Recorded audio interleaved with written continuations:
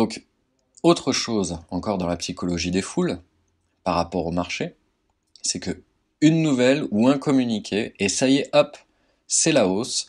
On est dans des phases d'espoir, de cupidité, d'émotions positives, de surestimation des nouvelles positives. Surtout, c'est ce que j'ai mis entre parenthèses, si vous êtes vous-même entré en position.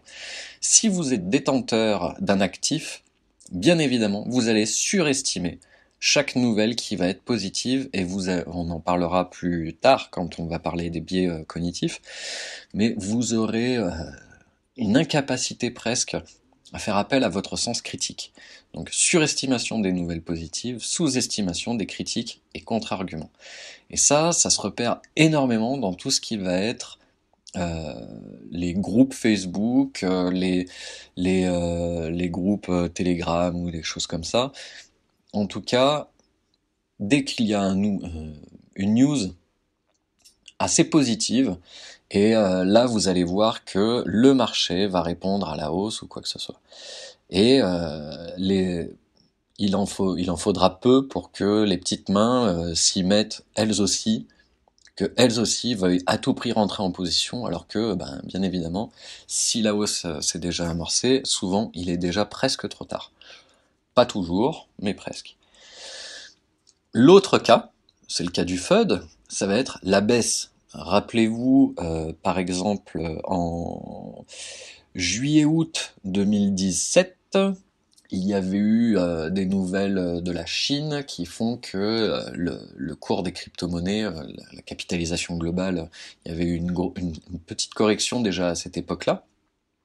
Et après, c'était au mois de septembre-octobre que Jamie Dimon avait dit que le Bitcoin était une fraude, et pareil, de la même façon, on a eu affaire à des sentiments de peur, peut-être pas de désespoir dans ce cas-là, mais des émotions négatives, et tout le monde s'est mis à surestimer les analyses négatives, et à sous-estimer les arguments positifs, parce que Jamie Dimon, attention, il avait quand même dit ça, et il travaille pour une très très grosse banque, donc du coup, forcément, il y a eu un impact sur les marchés, ça ne faisait pas appel que à lui, mais en tout cas, il a eu un effet là-dessus.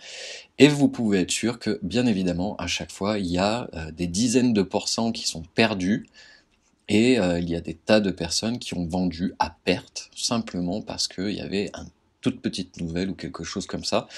Et donc, la foule, ne la suivez pas. On va le redire, et on va le redire encore plein de fois dans ce module de formation sur la psychologie, mais vous voyez comment et pourquoi est-ce qu'il ne faut surtout pas suivre les autres. Vous devez vous référer exclusivement à votre plan d'investissement, à votre money management, à votre risk reward, à votre stratégie, qu'elle soit court terme, moyen terme ou long terme.